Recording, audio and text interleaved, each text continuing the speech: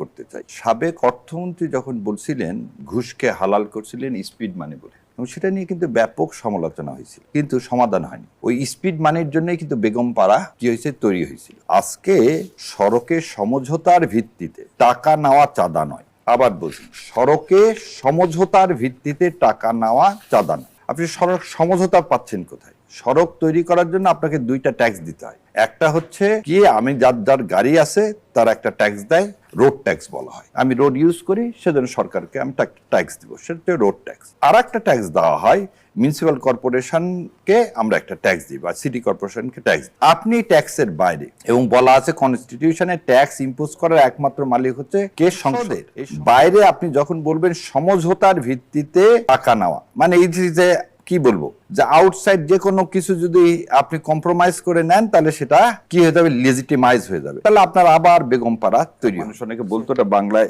বলে, আমরা ইংল্যান্ড থেকে শিখছি, যে বোতল হয়তো ডিফারেন্ট কিন্তু হুইস্কি এক।